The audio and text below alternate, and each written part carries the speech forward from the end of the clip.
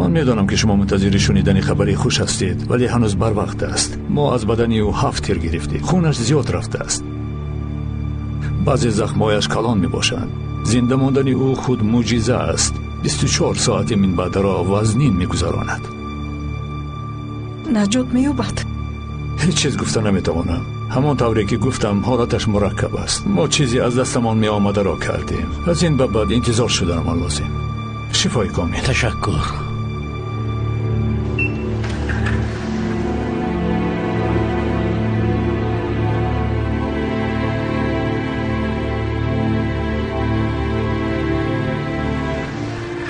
یواز شفا یاب. خواهش میکنم شفا یاب. صحت می شود دختر جون. با مدد خداوند صحت می شود. پسر جون شعره کن. ما اینجاییم. تا تو صحت نشوی ما به هیچ کجا نمی رویم. حرکت کن.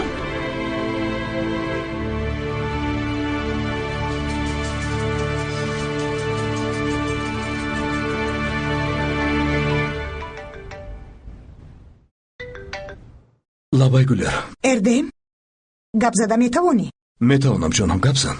با تو کمچخل بسته اومده است. یگان توفه است؟ نمیدونم. کشایم؟ نه لازم نیست. خودم که آمدم آن را میکشایم. شاید یگان توفه است. مایلش. اردم از آوازت معلوم که غمگینی. گلر من در بیمارخانه ام. با یوز حمله کردم. حالتش بد است. چی؟ آرام شو. حاضر جراحی به آخر رسید. ما انتظاریم. تمام. ما هم حاضر رسیده میویم. من باز به تو زنگ میزنم. خوب گلر. مادر چی گپ است؟ با جانی اکا یوزت سویقست کردن. حالتش بد بوده است. مادر شما چی ها میگویید؟ زود آماده شو. به بیمارخانه رفتیم.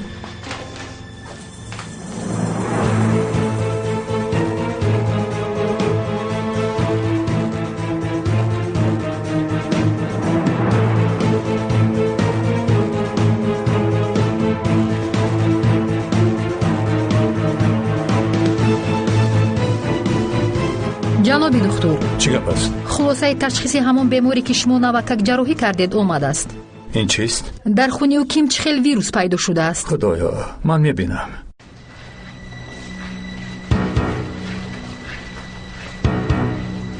بیمار از سلامتیش یگان شکایت داشت؟ نه، چگونه شکایت؟ در خونی او ویروس پیدا کردند. چگونه؟ نمیدانم، ولی به کدام یک ویروس مانند است کسی نمیداند. این خطرناک است. من نمیدانم این چیست.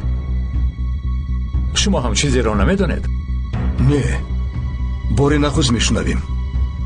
خوب، من میبینم. من رفته فهمیدم میویم.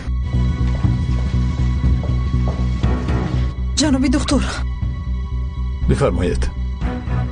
من از این خبر داشتم. او این رو از رفیقانش پنهان میکرد. حتی از من هم پنهان داشت. ما چند بار با دکتر رفتیم. همین را بر وقتتر گفته نمیتوانستید؟ من به شما این رو گفتن میخواستم، ولی شما در عملیات خانه بودید. من گفتن نتوانستم. گوش کنید خانم، ما از همین احوالی او را باز هم بدتر میکند. من با دکتری که دوستم از زنگ زده میفهمم. مالش زودتر زنگ زنید.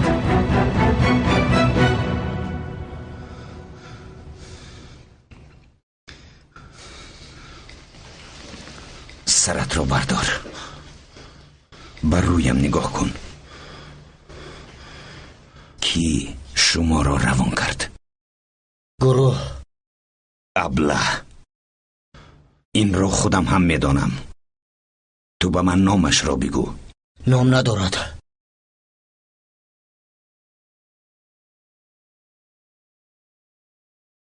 یک باری دیگر بگو. نامش رو نمیگویم. بلندتر بگو، نمیشنوم. نامش رو نمیگویم. تو دانایی ها؟ بسیار دانایی. صادق گروه خود هستی. کاش آنها هم صداقتشان رو به تو بیان میکردند، زیرا که زخمی شدی و آنها به جای نجات دادن تو رو در جنگل پرتفته رفتند. اگر ما تو رو نجات نمیدادیم پوسیده میرفتی. بی عقل. تو برای آنها هیچ چیز هستی، هیچ چیز. ولی سری پوسیده تو این را درک نمی کند. اگر درک می کردی حالا در اینجا نمی نشستی. وای بچه مرا زیاد عصبی نکن. هر چیزی می دانی بگو.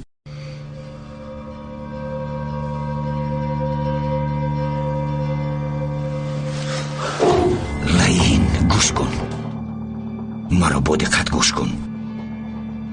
هر چیزی می دانی به خوبی بگو، وگرنه من تو رو نابود می کنم و در همان قبرهای کنده‌ات می گرانم. من تو را در همان چقلی های کنده‌تان گرانده می ترکانم. نمی توانی